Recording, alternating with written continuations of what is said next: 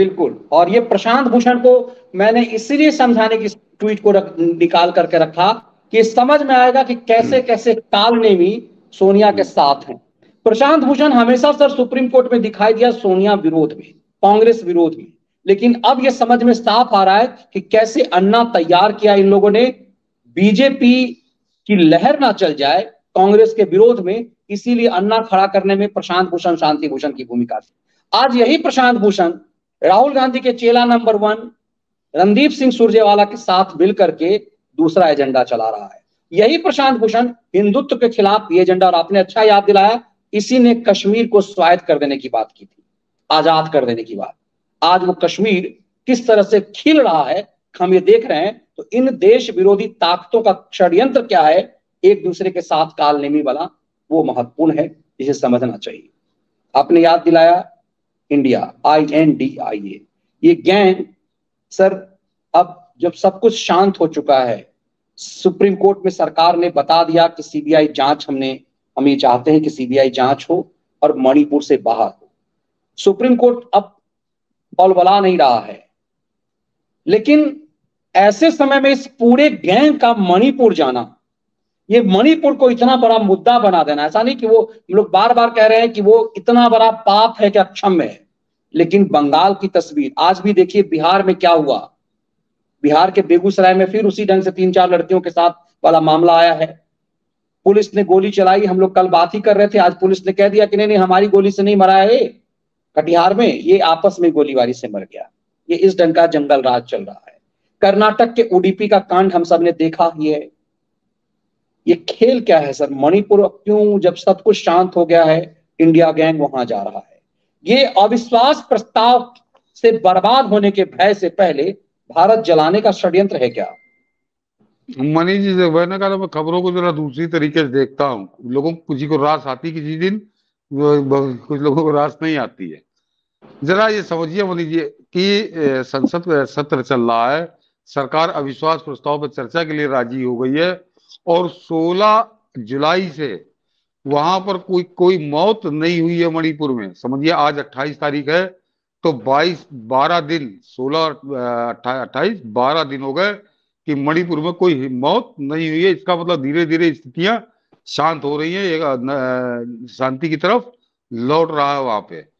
तब ये क्यों जा रहा है मनीष जी? ये वहां उपद्रव कराने जा रहे हैं, और उपद्रव कराने क्यों जा रहे हैं जरा दर्शक ये भी समझ लें, जिसको कोई खैराती नहीं बोल रहा। मनीष जी, जो 6 FIR दर्ज हुई हैं, उसमें वो लड़का भी पकड़ में आ गया जिसने वो वीडियो बनाया था लड़कियों को नंगी करने का, और वो लड़का भी पकड़ में आ गया जिसने वायरल किया था, और 2 महीने तक वो अपने पास संभाल कर रखे हुए थे। तो अब वो पुलिस के नहीं, वो सेना की पकड़ में है वो, और अब वो उनपे जो लठ चलेगा तो वो सच उगल देंगे कि ये किसके इशारे पर ये उगल चुके होंगे सर, उगल चुके होंगे। तो वो सच सामने आए, उससे पहले जाकर ये वहां पर फिर हिंसा का नंगा नाच करवा देना चाह रहे हैं। ये सिर्फ इसलिए जा रहे हैं, ये सिर्फ इसलिए जा रहे हैं कि जो वहां आग बुझ गई है उसमें फिर आग लगा दो, क्योंकि उन लड़कों की जवान खुली तो यहां दिल्ली तक बैठे खैरातियों के, सियासी दलालों के और खून की होली खेल के राजनीति करने वालों के चेहरे नंगे हो जाएंगे। वो जो दो लड़के पकड़ में आ गए, और मोदी जी सबसे खास बात कि वो मोबाइल सहित पकड़ में आ गए। जिस मोबाइल से कैमरा बना था, वीडियो बना था, और जिस मोबाइल से वायरल किया गया था, तो वो सेना एक ही चीज की तलाश कर रही कि 2 महीने बाद क्यों वायरल किया गया, संसद के सत्र से 1 दिन पहले क्यों वायरल किया गया। और अब इनकी सबकी धड़कनें बढ़ी हुई हैं, तो ये वहां पे बवाल कराने जा रहा था कि बवाल इतना करा दो, इतनी हिंसा करा दो कि वो मामला दब जाए, उन लड़कों का मामला दब जाए। अगर कुछ सामने भी आए तो ज्यादा चर्चा ना हो, वहां पे कुछ और बातों से मणिपुर चर्चा में आ जाए। तो पहला कारण तो इनका ये है। और दूसरा, मणिपुर का नाम पे मनीष जी कल ये काला कपड़ा पहन के गए थे, कल ये काला कपड़ा पहन के गए थे। काला कपड़ा कब पहना जाता मनीष जी? हिंदुओं में किसी देश के किसी प्रदेश में, देश की किसी जाति में शोक के समय काला कपड़ा नहीं पहना जाता। शोक के समय काला कपड़ा मुसलमानों में पहना जाता है। काला कपड़ा पहनता था आयतुल्लाह खुमैनी, काला कपड़ा पहनता था बगदादी। तो ये, और शियाओं में शोक के समय शिया औरतें काला कपड़ा पहनती हैं, बुर्का काले रंग का ओढ़ा जाता है। तो ये सीधे सीधे इस्लामी देशों को संदेश भी दे रहे थे कि हम जो है, हमारी पूरी आस्था, हमारी पूरी श्रद्धा, हमारा पूरा झुकाव इस्लामिक परंपराओं, इस्लामिक संस्कृति की तरफ है। मैं चैलेंज करता हूं मनीष जी पूरे 26 के गैंग को कि हिंदुस्तान के इतिहास में, हिंदुस्तान के किन कौन से धर्म ग्रंथ में, चाहे वो बौद्ध हो, चाहे सिख हो, और चाहे अपना सनातन धर्म हो, किस धर्म में लिखा है कि विरोध प्रकट करने के लिए, शोक प्रकट करने के लिए काला कपड़ा पहना जाए? कहीं नहीं लिखा मनीष जी। मुसलमानों में पहना जाता है, चाहे मिस्र का उठा के देख लीजिए, कई कई देश हैं जहां शोक के समय काला कपड़ा पहना जाता है, और या फिर आतंकवादी पहनते हैं। बगदादी पहनता था, वो अयातुल्लाह खुमैनी पहनता था, और आपको बहुत उदाहरण मिलेंगे। तो ये कल जो इन्होंने संसद में किया था, वो केवल विरोध नहीं था, वो देश के दुश्मन इस्लामी देशों को संदेश भी था कि हमारा पूरा झुकाव इस्लामी परंपराओं, इस्लामी संस्कृति की तरफ है, और हिंदुओं के खिलाफ हम पूरी तरह से हैं। तो कल उन्होंने काले कपड़े पहन के वो काम शुरू किया, और अब ये मणिपुर उस षड्यंत्र के तहत जा रहे हैं, वहां दोबारा आग लगाने जा रहे हैं। और वो इसके देखिए वहां पर सरकार कैसे निपटती, मेरे ख्याल से इनको घुसने नहीं दिया जाएगा मनीष जी, और ये सेना के कब्जे में ही रहेंगे। ये इनको जहां जहां जाएंगे सेना इनके साथ रहेगी। लेकिन देखिए ये वहां जाकर क्या बयान देते हैं। लेकिन मेरा एक और भी कहना है मनीष जी कि जब काले कपड़े पहने थे, इतना शोक मना रहे थे, तो सर भी मुंडवा लेते तो अच्छा लगता कि तो वो परमानेंट विरोध हो जाता। जब तक खोपड़ी में दोबारा बाल ना उग जाते तब तक विरोध दर्ज होता रहता। काले कपड़े पहनने के बाद शाम को फिर सफेद पहन लिए तो मजा नहीं आई। सर मुंडवा लेना चाहिए था इनको, तब जाते वहां पे।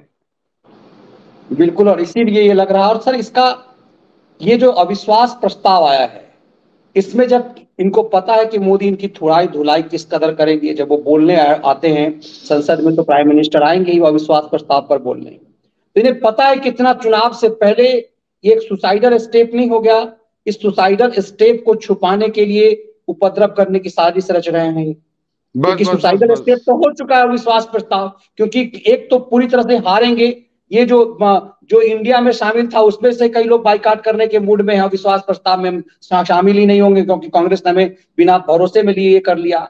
और दूसरी चीज ये कि बहुत सारी पार्टी ऐसे हैं जो दोनों तरफ किसी में नहीं है, उनका एजेंडा साफ होगा, सरकार अपनी मजबूती और दिखा पाएगी। ये आत्मघाती स्टैंड नहीं ले लिया इन्होंने, और उसी को दबाने के लिए क्या मणिपुर में कोई बहुत बड़ा षड्यंत्र चाह रहे हैं? हाँ बिल्कुल, पूरी तरह से इनकी यही तैयारी कि मणिपुर में इतनी हिंसा भड़का दो कि इनको अविश्वास प्रस्ताव पे माहौल बनाने का मौका मिल जाए। ये सिर्फ इसी रणनीति के तहत गए। और ये इनका वहां जाना मनीष जी, अगले 3-4 दिन सेना को वहां बहुत सतर्क रहना पड़ेगा, एजेंसियों को बहुत सतर्क रहना पड़ेगा। ये सामान्य यात्रा तो है ही नहीं। ये समझ लीजिए कितने इस्लाम परस्त, कितने मुस्लिम परस्त और कितने हिंदू विरोधी हैं ये, कि ये काला कपड़ा मैंने बता दिया कि क्यों पहन के गए थे। और ये एक और कारण था कि मुहर्रम मनाई जा रही है हिंदुस्तान में, मुहर्रम में काले कपड़े ही पहने जाते हैं। जरा सियाओं को कभी देखिएगा तो ये पूरी तरह से इस्लाम परस्ती में चूर है, और ये वहां बवाल कराने जा रहे हैं। इनका और कोई लेना देना नहीं है मणिपुर से।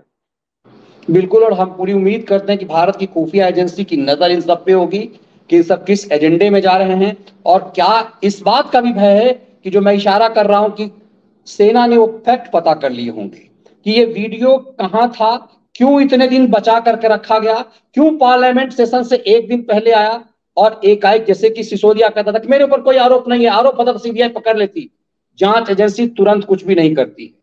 इसका मतलब है कि जांच एजेंसी को पता चल गया कि महीनों तक क्यों इस वीडियो को छुपाया गया, और ये वीडियो उस आदमी ने कहां भेजा, किसके पास भेजा, क्योंकि निश्चित रूप से कोई बहुत बड़ा गिरोह है जिसने इसको वायरल कराया है। तो वो सच जब आएगा तो सुप्रीम कोर्ट का भी जो ये स्वतः संज्ञान का जो मौज है उसकी मौज निकल जाएगी, ऐसी हम उम्मीद करते हैं कि आज इसीलिए सन्नाटा सुप्रीम कोर्ट का भी इन सब मामलों पर है।